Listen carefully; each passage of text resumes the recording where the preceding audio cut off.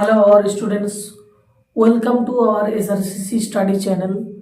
তো দেখো, এই সেশনটাই আমরা আজকে আলোচনা করব।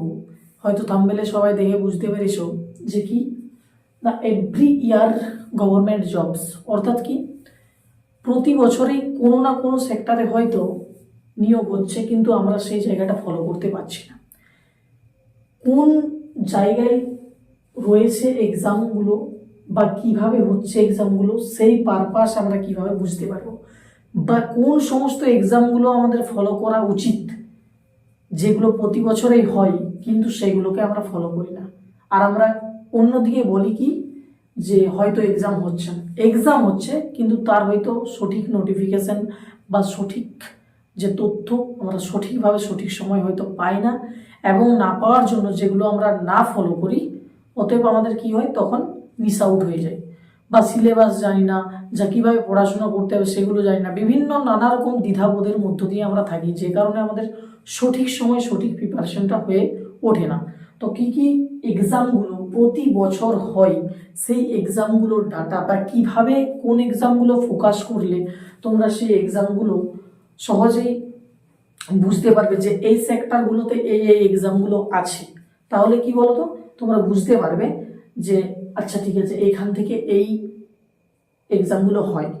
তো দেখো, এই সেশনটা মূলত তাদের জন্য যারা খুব বেশি অবগত নয় গভর্নমেন্ট জব সম্পর্কে, যে কোন সেক্টরে কোন জবগুলো রয়েছে বা কোন জবগুলোকে টার্গেট করলে আমার প্রায় সিলেবাস অল ওভার কমপ্লিট হয়ে যাবে। তো দেখো,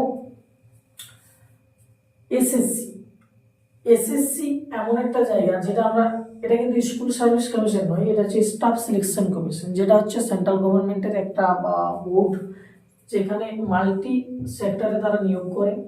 কি প্রথম যেটা বেসিক্যালি যারা সাধারণ আর কি, অর্থাৎ কোনো টেকনিক্যাল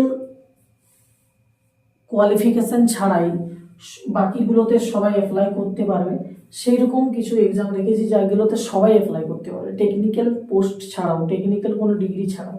দেখো, এসএসসির প্রথম যদি কথা বলি, সিলেকশন পোস্টের এক্সাম হয়, অর্থাৎ কেমনভাবে বেরোয় এগুলো, ফেজ 11, 12, 10, 8 এরকম করে বেরোয়। তো ফেজ 12 আমাদের 2023 সালে হয়ে গেছে অলরেডি।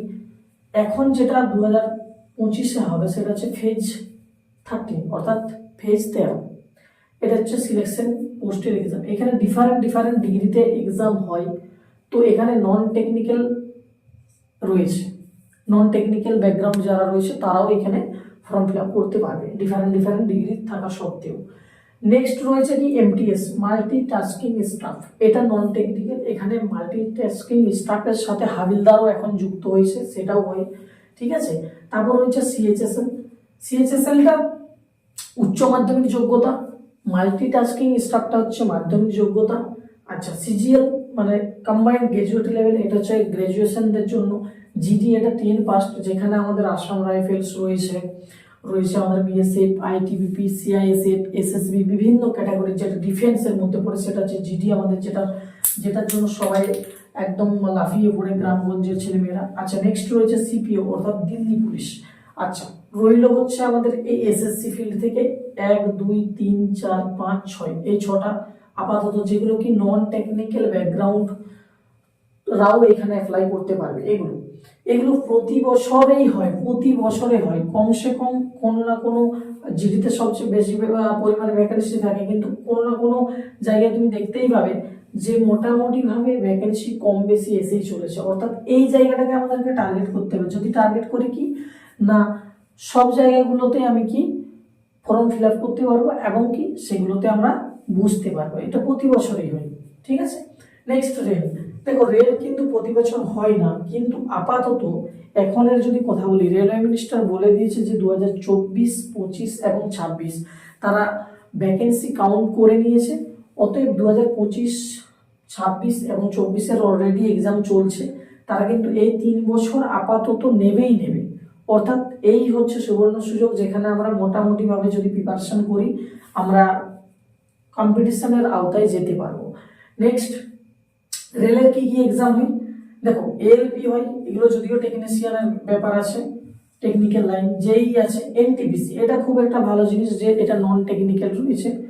লেভেল 2, 3, 4, 5, 6 একদম এই 2, 3 এটা হচ্ছে আন্ডার গ্রাজুয়েট অর্থাৎ এইচএস যোগ্যতায় পাওয়া যায়। 4, 5, 6 এটা গ্রাজুয়েটদের জন্য। এই হচ্ছে ব্যাপার। এছাড়াও রয়েছে গ্রুপ ডি, ঠিক আছে, রেলের। কিন্তু রেল প্রতি বছর হয় না যদিও, কিন্তু বর্তমানে এখন 3-4 বছর প্রতি বছরেই হবে। 2025-এর অলরেডি ক্যালেন্ডার চলে এসেছে, আমি আগের ভিডিওতে জানিয়েছি, তোমরা চাইলে দেখে নিতে পারো। আচ্ছা, রইল পুলিশ। দেখো, পুলিশ বলতে সেন্ট্রাল বা রাজ্য, স্টেট যেটা আমরা বলি, বিভিন্ন জায়গায় আছে। কিন্তু আমি যেহেতু জিডিটাকে সেন্ট্রালের আন্ডারে রেখেছিলাম, ওটাও ডিফেন্স সাইড। পুলিশ বলতে ডাব্লিউবিপি বলতে পারো, কেপি বলতে পারো, এক্সাইজ বলতে আবগারি, ফায়ার অপারেটর যেটা আমরা দমকল বলে থাকি।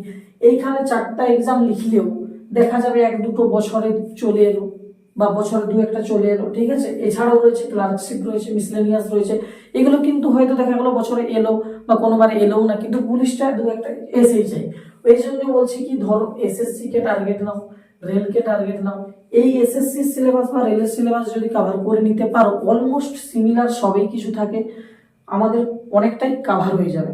তো দেখো, এবং এর যে সমস্ত পিডিএফ বলো, নোটিশ বলো, নোটিফিকেশন বলো, এই সমস্ত কিছু জিনিসগুলো পাওয়ার জন্য তোমরা সার্চ করো টেলিগ্রাম গ্রুপ যদি থাকে, টেলিগ্রাম সার্চ করো। এখানে কি না, এসআরসিসি স্টাডি, অর্থাৎ যে চ্যানেলে তোমরা এই মুহূর্তে ভিডিওটা দেখছো সেই চ্যানেলে নামই সেই লোগো সহ রয়েছে। তোমরা সার্চ করো, টেলিগ্রামে গিয়ে পেয়ে যাবে। আমি ডেসক্রিপশনে লিঙ্ক দিয়ে দেবো, চাইলে তোমরা ওইখানে জয়েন করতে পারো। এর যে লিস্ট 2025-এ এসএসসির কোন কোন এক্সামগুলো হবে, কবে হবে, কতদিন বাকি রয়েছে, সমস্ত লিস্ট সেখানে প্রোভাইড করা আছে। তোমরা চাইলে সেখানে আমাদের সঙ্গে যুক্ত হতে পারো।